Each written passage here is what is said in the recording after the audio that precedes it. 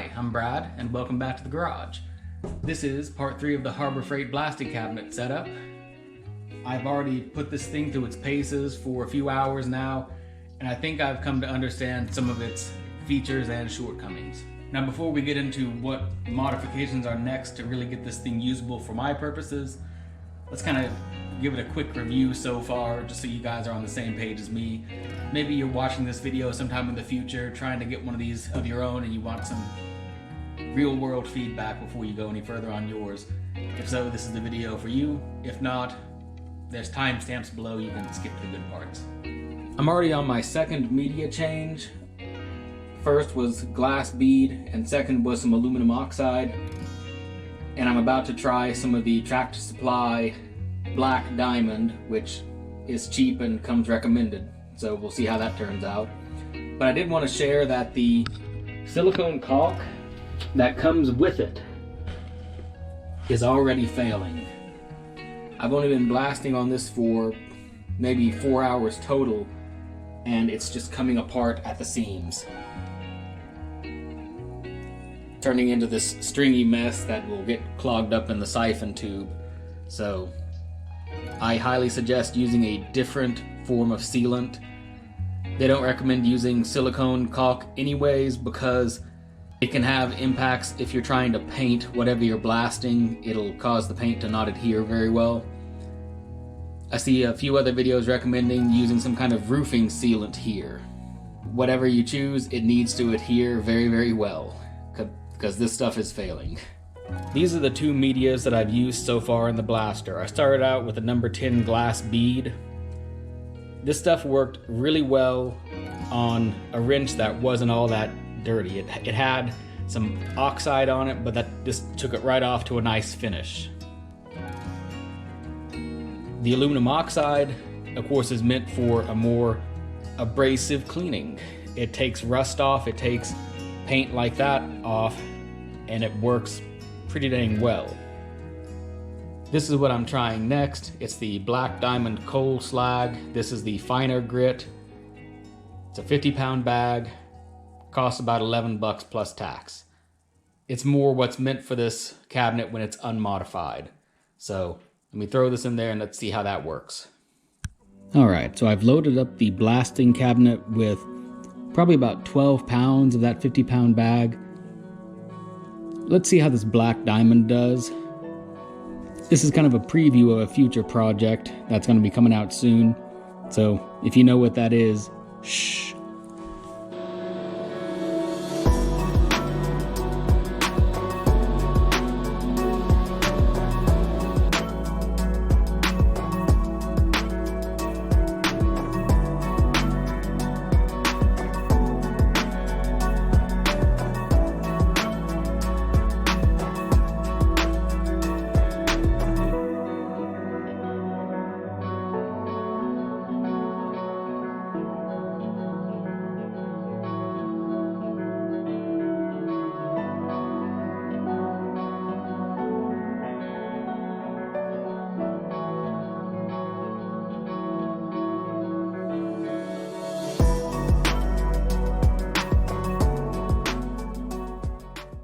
Wow, that Black Diamond stuff is awesome. It is cheap, you get 50 pounds of it at once, and it tears through some paint. I could not strip that paint with the best paint stripper I had. It would not come off, or chunks of it would come off, but I could never get through it. That stuff's awesome.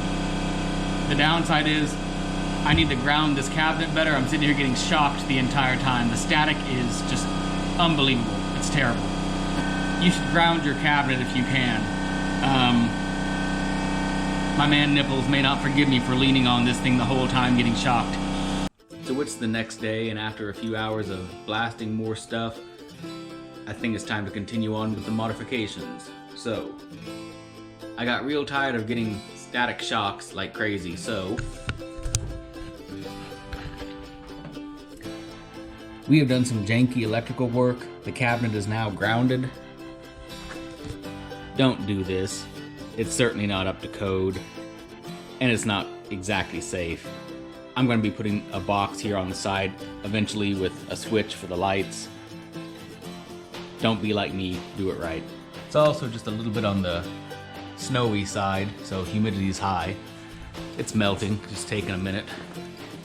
So, water separators are doing their job. I'm also doing some work on the glass here. When you get the glass with the cabinet, it has these little plastic sheets over them. These things fog up remarkably quick. I've done some janky stuff, which is washing it off, and then I put some automotive synthetic wax over it, and that made it clear again temporarily. But yeah, long term, you should do what they say and just get another piece of glass. So I'm gonna be focusing on the glass mod real quick, and I'll get back to you in a moment. So this is really time consuming, but you get the gist. I'm using M4 bolts with, I think they're a little bit undersized for this. But this will give me something to put these little thumb screws on, or thumb nuts, and that'll allow me to quickly remove and replace glass as it gets etched. Really glad I bought that assortment of washers years ago. And a ridiculous amount of time later, all these nuts and bolts are in. You have to modify this bezel, use like a Dremel or Harbor Freight rotary tool to take out some material to account for these nuts and the height of them. There's not much there, but that way it'll still sit flush. This has the added benefit of holding the glass and the plexiglass in place while you try to work on the bezel. And when you're changing out your glass, because it's all torn up, this one just has the original plastic on it right now, but I do intend to grab another sheet of glass. Doing this mod gives you the added benefits of having some bolts sticking out here to hold your glass in place, so if you do pull the bezel off to swap out your glass, this will hold it in place and it won't just drop to the floor accidentally.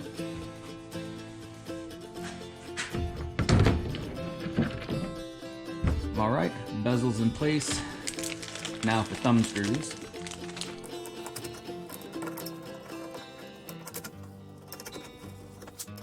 Alright, with that, everything's good and snug and should be airtight. I went ahead and cleaned off the plastic that's on the glass. Harbor Freight will send you a total of 4 of those sheets. 1 comes on the glass. I've got 3 more protectors, so I think I'll just let those ride and use them up before I actually start switching out the glass itself. But this preps me for that. My next step, of course, is to drill a hole in that lid in the bottom of the hopper and put on my gravity-fed siphon mod. And we're back at the workbench, finally, to work on this gravity-fed siphon mod. Now I am making one change. At the beginning, I said that we were going to do a 3/4 to, I believe this was a 3/8, which would be okay, but I went ahead and bumped it up to a 5/8 to get a little bit more flow. Is it right or wrong? But there's a lot of people on YouTube who have done these, and they put out videos, and this was a common thread, and they seem happy with it, so we'll see how it goes.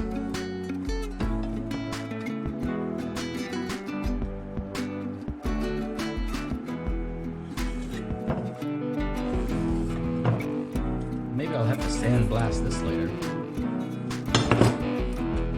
Finally get to test out these super cheap step bits.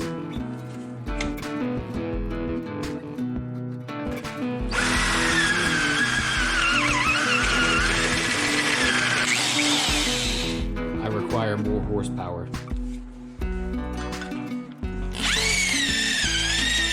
One eternity later.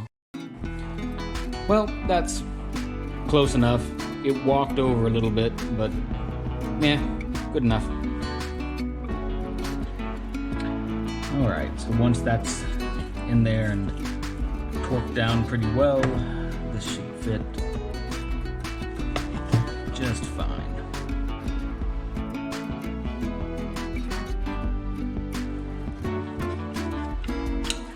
Alright. Door should be ready.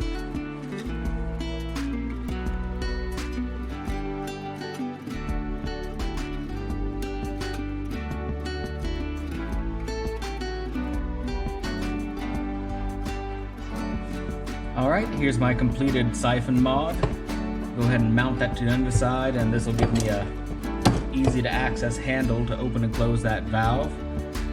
And if I ended up getting too big of a valve, I can reduce the airflow with spare parts. One more hole to drill and then we'll install this. After a couple of delays, the siphon mod is installed. Going up into the hopper. And that air leak is getting worse. Wow, I need to fix that. If I can only find the hose clamps I just bought. Let's see if it does anything different. This new hose is nowhere near as flexible as the original one was. It's less than ideal, but it works. The ball valve is fully open here, but no media is coming through at all. I started by adjusting the metering valve down to about 75% open.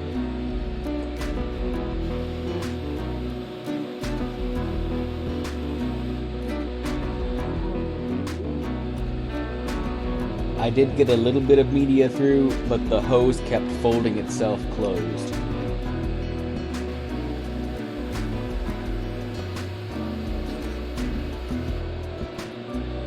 And now we're back to nothing again, so I adjusted the metering valve down to 50% and then finally down to 25% open.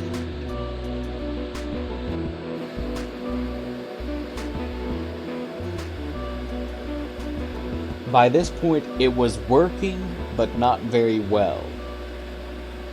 As it turns out, I had forgotten to turn the compressor back on, and I didn't quite have enough PSI for it to really work well.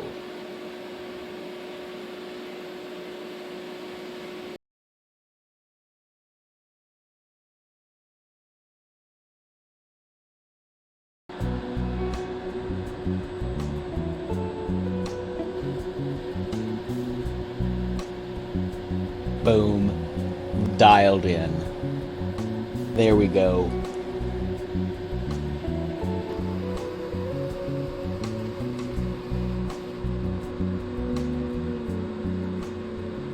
Well gang, we're finally here at the end. 3 parts. I did not expect it to be this complex, but here we are. The only thing I've got left to do is to replace a couple of hose clamps, or maybe that entire hose, that factory hose that comes with it for the air side is just kind of meh, and it leaks right now. But everything else is fine. The siphon mod is working very well. Everyone's right. The gravity fed siphon mod works way better than that siphon tube that comes with it, but you gotta do it right. You gotta dial it in. Maybe buy yourself one of those kits off eBay that comes with it. Maybe pick one up from the Tacoma company. That's another big one out there. The do-it-yourself way, you gotta do a little bit of tuning on it. I thought, based on other videos that I'd watched, that if you just open that valve up wide, full send, and it'll work great. And that was the wrong answer. I could not get any media to come through. I had to throttle it back down to about a quarter way open before I finally got a bunch of media coming through. Almost too much, to be honest. And I think once I do a little bit more dialing in on that, this thing will be good to go for a while. Especially with the type of media I'm using right now. It's that black diamond works really well, tears right through the paint, and it's cheap. You can't reuse it as many times, but at that price point, you can't go wrong. So that's it for now. I hope that this video was at least entertaining, and maybe someone in the future will find it informative and useful for their own Harbor Freight blasting cabinet project. So if you found it entertaining or useful, if you wouldn't mind, please give me a like, leave me a comment down below just to say hi, or say it helped you, or just to say hello. It really does help with the YouTube algorithm. It works in mysterious ways. So that's it for now, and I'll see you on the next one.